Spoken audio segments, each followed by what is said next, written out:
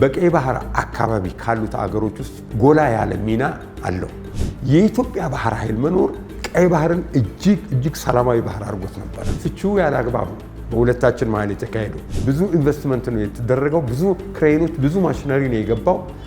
ያንን ገንዘብ መለካት አይቻልም። መንግስት በተቀየረ ቁጥር የሀገርን ሀብት መበተን ምን ማለት እንደሆነ በእኛ ሊያበቃ ይገባል። ህዝቡን ምርጫ አልሰጡትም።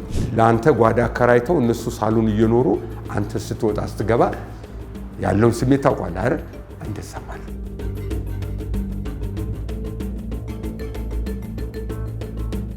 ሀገራችን የቀይ ባህር ባለቤት ነች። የቀይ ባህር አሁን ያሉን 30-35 ዓመታት ተዋቸውና ከዛ በፊት ጀምሮ ከጥንት ከአክሱማይት ኪንግደም ጀምሮ እስከ አለፈው 83 ድረስ ረጅም ጊዜ የባህር ባለቤት የነበረች ተፈጥሮም የሰጣት ጸጋ የነበረ ነው። እንግዲህ ስለ ኢትዮጵያ ባህር ኃይል ስናወራ ቅድመ 1983 ዓመተ ምህረት ማለታችን ነው። ኦኬ፣ ስለ ቀድሞ ባህር ኃይል ማለት ነው። በቀይ ባህር አካባቢ ካሉት አገሮች ውስጥ ጎላ ያለ ሚና አለው። ተለቅ ያለ ባህር ኃይል ነው። ኢቭን ከአፍሪካ ጋር ብታወዳድረው ወደ 3ኛ 4ኛ አካባቢ ደረጃ ላይ ሊሆን የሚችል ባህር ኃይል ነው። ወደ ኋላ ደግሞ ትጥቆቹን ስላጠናከረ ከፍተኛ አቅም ነበረው። ጎረቤቶቻችን ጋር ምንም አይነት ቴንሽን የለም። በዚህ በኩል ሱዳን አለ፣ በዚህ በኩል ሳውዲ አለ፣ በዚህ በኩል የመን አለች፣ በታች እነ ገልፍ ስትሪም ያሉት አገሮች አሉ፣ በዚህ በኩል ሶማሌና ጅቡቲ ያሉ። በአብዛኛው ከራስ ካሳር እስከ ባብኤል መንደር ባለው የባህር ቀጠና ውስጥ ከራስ ካሳር እስከ ራስ ዱሜራ ባለው የኛ ቴሪቶሪ ውስጥ ላይ ምንም ነገር አይንቀሳቀስም። ሰላማዊ ይሆናል እና ሚናው ከፍተኛ ነበር። በማንኛውም ሰዓት መድረስ ይችላል። ማንኛውንም ነገር መቋቋም ይችላል። ከሀያላን ሀገሮች ጋር ሀያላን ሀገሮች በዛ በኩል ጥቅማቸውን ለማስከበር ያልፋሉ፣ ንግዶች ይተላለፋሉ። ኦልሞስት 20-25% ወይም እስከ 30 ከመቶ የዓለም ንግድ በዛ ነው የሚተላለፈው በቀይ ባህር አካባቢ። ሰላማዊ በሆነ መልኩ ነው የሚተላለፈው። እኛም ፓትሮል እናደርጋለን ዴይ ኤንድ ናይት ሁልጊዜ ማለት ነው። የእኛም መርከቦች በዛሉ። ቀጠናውን በተመለከተ የዚህ የፓይረሲ ወይም የባህር ውንብድና የሚባለው ገልፍ ስትሪምን አልፈ ህንድ ውቅያኖስ አካባቢዎች ነበሩ። እዛ ቴሪቶሪ ድረስ አንሄድም። የሌላ ሀገርም ቴሪቶሪ ነው፣ እኛንም ስለማይመለከተን ከዱሜራ ወይም ከዚህ ከገልፍ መግቢያ ጀምረ እስከ ላይ ባለው ጊዜ ውስጥ ግን ምንም አይነት ውንብድና ተደርጎ አይታወቅም። የኢትዮጵያ ባህር ኃይል መኖር ቀይ ባህርን እጅግ ሰላማዊ ባህር አድርጎት ነበረ። ያለ ምንም ማጋነን ነው የምነግርህ።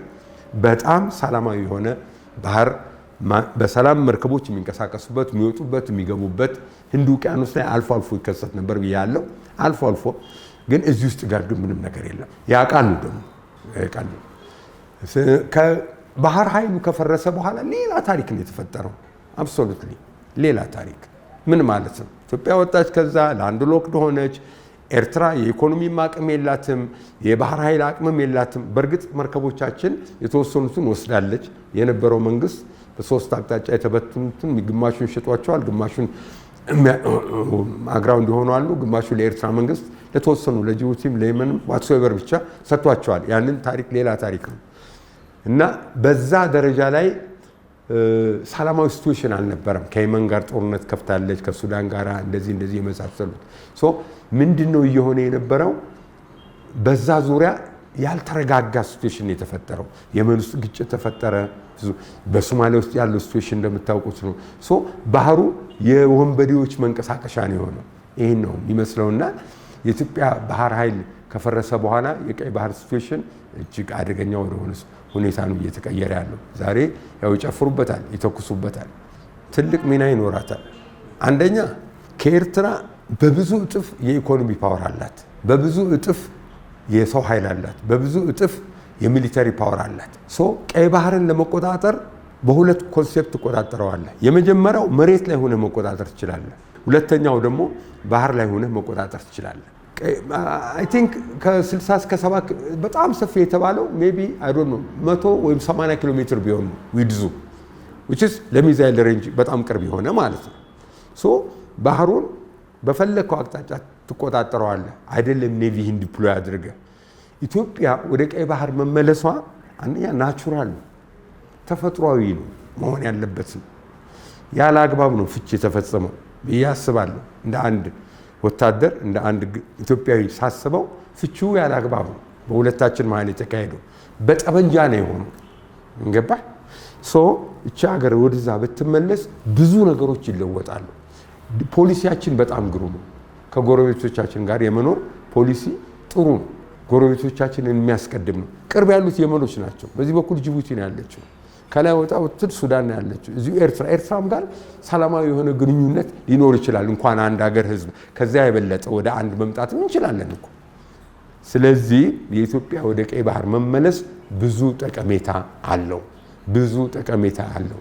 መመለስም አለባት ብዬ አምናለሁ። በአሁኑ ገንዘብ ደረጃ ከቢሊየንስ ቆጥረ የምትዘልቀው አይደለም። የጠፉት መርከቦች ወደ 40 ምናምን አካባቢ መርከብ አተናል። አንድ የጦር መርከብ ዋጋ ብነግርህ ከንግድ መርከብ ጋር ስታወዳድረው የትና የት ነው። ትጥቁ፣ ቤቱ፣ ማሰልጠኛው፣ ተቋሞቹ ሁለመናው የሲቪሉን አይደል ተቋም አሰብ ወደብንና ምጽዋ ወደብን የሚያስተዳድረው አደረጃጀት በወቅቱ የነበረው የግንባታ ትልቅ ለውጥ ነው የተደረገው። በምጽዋና በአሰብ ውስጥ ላይ እጅግ ዘመናዊ የሆነ የአሰራር ስርዓት የነበራቸው ወደ ከፍተኛ ከተማነት ነው ያደጉት። ብዙ መርከቦች እንዲያስተናግዱ ሆነው ነበር የተሰሩት። ብዙ ኢንቨስትመንት ነው የተደረገው። ብዙ ክሬኖች፣ ብዙ ማሽነሪ ነው የገባው። ያንን ገንዘብ መለካት አይቻልም። በእኔ አቅም ይሄ ነው ሌላ አልችልም። በጣም በጣም በጣም ብዙ ነው። በጣም እጅግ ብዙ ነው። አንድ እያደገ ያለ ከተማ የተወረሰው ማለት ትችላለህ። የባህር ኃይል አወቃቀርን አደረጃጀታችንን ቀለል አድርጌ ላስቀምጥልህ። እንደ ሌላው ጦር መሬት አለን፣ ሾር እንለዋለን፣ ወይም ደግሞ ከባህሩ ጠርዝ ውስጥ እንቀመጣለን። ካምፖች ምኖች ወርክሾፖቻችን፣ መርከቦቻችን የሚጠገኑት በዛ ቤዝ ውስጥ ነው እና እንደዛ አይነት አደረጃጀት አለን። ፍቅራችን ቤተሰባዊ ነው። ለምን አንድ ቤት ውስጥ ያለ ፋሚሊ አድርገው ወሰደው። አንድ ቤት ውስጥ ያለ ፋሚሊ ቤቱ እንደ አጋጣሚ ሆኖ አብሮ መሄድና የሚንቀሳቀስ ቢሆን እነኛ ሰዎች አይነጣጠሉም ማለት ነው። ስንፈርስ ሳውዲ፣ የመን፣ ጅቡቲ ነው የተበታተን ነው። መሀል ሀገር ያለ ነው ደግሞ መሀል ሀገር ሁሉ ነገር ነው የጨለመብን። በአጋጣሚ ወደዚህ የመጣ ሰዎች ነበር። አንዱ ነው የራሴ ነው። ወደ መሀል ሀገር ለትምህርት ነው የመጣሁት አዲስ አበባ ዩኒቨርሲቲ። አዲስ ነው ሁሉ ነገር፣ ሜዳ ላይ ነው የጣለን። በዓለም ላይ ጠበንጃ ታጥቆ የሚፈልገውን ነገር ማድረግ የሚችል አቅም ይዞ የለመነ ወታደር የኢትዮጵያ ወታደር ብቻ ነው የነበረው። የኢትዮጵያ ወታደር ነው። በየሜዳው ስንጣል ብዙ ነገር ነው የደረሰብንና አስቸጋሪ ሁኔታዎችን አልፈናል። እንደዛም የምናልፈውን ጊዜ አልፈን በዓለም አካባቢ ተበታትነን አገር ውስጥም ሆነን ዛሬ በየቦታው እየሰራን እንኖራለን። ወደ ኋላ ሄደ የኤርትራን ፌዴሬሽን ከዛም አልፎ አንድነት ሲመጣ እኮ ኤርትራ የምትገነጠል ከሆነ ኢትዮጵያ ወይም አሰብ የኢትዮጵያ ነው እንዲህ በዩናይትድ ኔሽን ሌቭልም አለ። ይሄ አንድ ግን ያ ጥያቄ አልተነሳም። ምክንያቱም ኦልሬዲ ኢትዮጵያና ኤርትራ አንድ ሆነዋል። አንድ በል።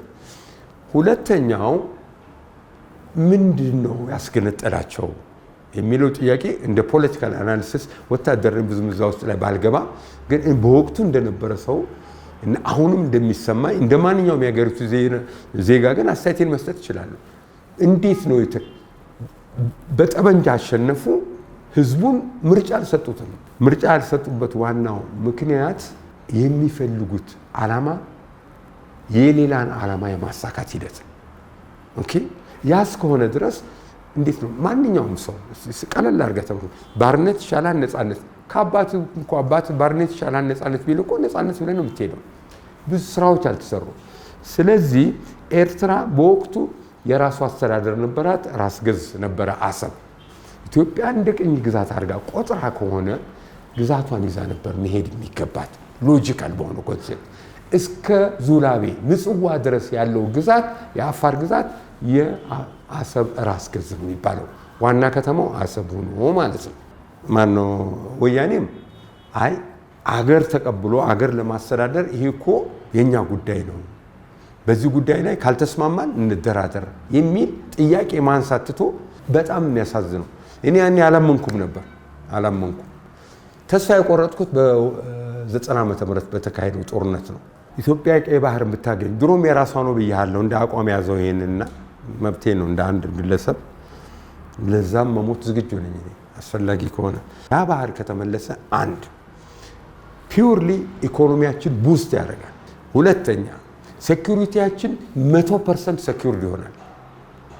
አሁን ምንገባበት የሶበር ምን ማለት መሰለ ድፍን ቤት ውስጥ ወይም የሆነ አንድ ጥገኛ ሆነ ብትኖር ላንተ ጓዳ አከራይተው እነሱ ሳሎን እየኖሩ አንተ ስትወጣ ስትገባ ያለውን ስሜት ታውቃለህ አይደል?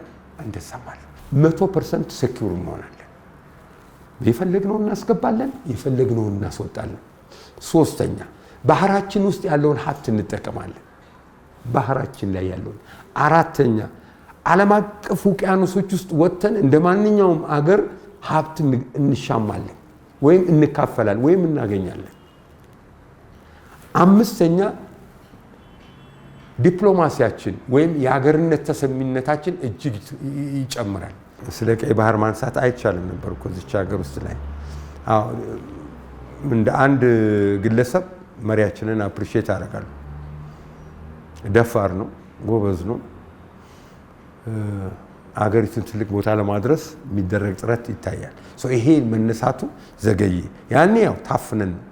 አሁን ሲነሳ ከማንም በላይ ከማንም ኢትዮጵያዊ በላይ የምንደሰተው እኛ ነን። ለምን ብትለኝ ለምንድን ነው የምንደሰተው? አሁን እናንተ ቁጭ ብለን እዚህ ስናወራ እኔ ይታየኛል ባህሩን እያየሁ ነው ማወራ። ይገባል? ባህሩን እዚህ ውስጥ አለ እያየሁት ነው ማወራ። ትልቅ ነገር ነው የተሰራውና አሁን ባለው የፖለቲካል ሲቹዌሽን ወቅቱ ይህም ባህር የሚያስነሳ ጉዳይ ሆኖ መነሳቱ እጅግ በጣም ደስተኞች ነን። ጓደኞቻችንን እዛ ቀብረናል። እማማ ኢትዮጵያ እያሉ ነው የሞቱት።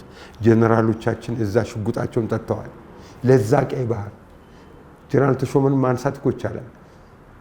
ሬሳዬ እዚህ ባህር ውስጥ ነገ ትውልድ ያነሳዋል ነው ያለው። እንዲህ አይነት ጀግኖች ነበሩ። እንዲህ አይነት ጀግኖች ነበሩ። ይሄ አይቀሬ እኮ ነው። ሜቢ አሁን ሊዘገይ ይችል ይሆናል፣ ሊፈጥን ይችል ነው። ዋትሶቨር ትውልድ አውቋል። አሁን ታሪኩን ማወቅ አለበት። የሰው ሀገር አይደለም እየቀማን ያለ ነው። ያ ህዝብ ኢትዮጵያዊ ነው። እንደኛ እምነት ውጥንቅጥ የዚች ሀገር ውስጣዊ አለመረጋጋት ሁልጊዜ ምንጩ ሁለት ናቸው። የወንዝ ጉዳይ እዚህ የባህሩና የወንዙ አባይ የሚባል ወንዝ ማለት ነው። እሰየው ዛሬ ተንፍሷል አባይ በቃ አለቀቁ። ግን አይተኙም። አሁን የአባይ ጉዳይ ሁለተኛው የቀይ ባህሩ ነው። ማጣት በማይገባን መልኩ አተነዋል። ካገኘነው ደግሞ የበለጠ ነገሮች ይተነፍሳሉ። አያሹሩ እውነቴን ነው የምነግርህ። ለምን ስለማውቀው ይሄኛው ነበር መከራችን። አሁንም አይተኙም። ስትራቴጂካል ኤኒሚዎቻችን ሊያቆሙ ይገባል። በዚህ ዙሪያ ላይ ማህበረሰቡ ለምን እንደምንባላ ለምን እንደሚያባሉን በደንብ ጠንቅቆ ማወቅ አለበት። በአባይም ይሁን ነገ በሚነሱ ፕሮጀክቶች ይሁን እዛ ላይ አንድ አይነት የሆነ አቋም ልንይዝ ይገባል። አገራዊ ጉዳይ ስለሆነ ማለት ነው። ዓለም ቀላል በሆነችበት በኤአይ ቴክኖሎጂ እየተወረረን ባለንበት ሰዓት ላይ እንዴት ነው አንተ በመንደር እየተወሸከ ቁጭ ብለህ እኔ አማራ ነኝ፣ እኔ ኦሮሞ ነኝ፣ እኔ ትግሬ ነኝ ይሄን የቤት ስራ እንዴት ነው የምንቀበለው? በጣም ነው የሚያሳዝነው። ከዚህ መጽዳት ምሁራኖቹ ምሁራን መሆን አለባቸው ብዬ አምናለሁ። ምሁራን የሚሆኑበት ምክንያት ምንድነው? ውስጣቸውን ያለውን ቆንጆ የሚበራውን የሀገሪቱን ታሪክ የዓለምም ታሪኩን ለወጣቶቻቸው ወደ ውጤት የሚቀየር አይነት ዕውቀት ማሸጋገር አለባቸው። ተራው ህብረተሰብ የኔ ቢጤው ማንቃት ነው የሚፈልገው። መንግስታችን ላይ የማየው የዲፕሎማሲ ጉዳይ እንዲሁ እንደ አንድ ተራ ዜጋ ሳስተውል አፐርሃንድ አለ። ጥሩ ነው፣ አይቸኩልም። ቀድሞ የማሳመን ስራዎች ኢቭን የራሴ ነው ብሎ ለማስረዳት ብዙ ረጅም ጊዜ ይፈጃል። ይሄ ትልቅ ጥበብ ነው። ፌል ቢያረግስ በዛው ልክ ደግሞ መዘጋጀት አለበት። በዛው ልክ በሚገባው ቋንቋ ሰውን ለማን ነው የምትፈልገውን ነገር ለማናገር አንዳንድ ጊዜ እኮ የግድ ነው። በተለይ ለኛ ለኢትዮጵያውያኖች ጠንክረን መገኘት ወሳኝ ነው። ስለዚህ እንደ ሀገርም መጠንከር አለባት። ሰላምን ስትፈልግ ሁሉ ጊዜ ጠንከር ብለህ መታየት አለብህ።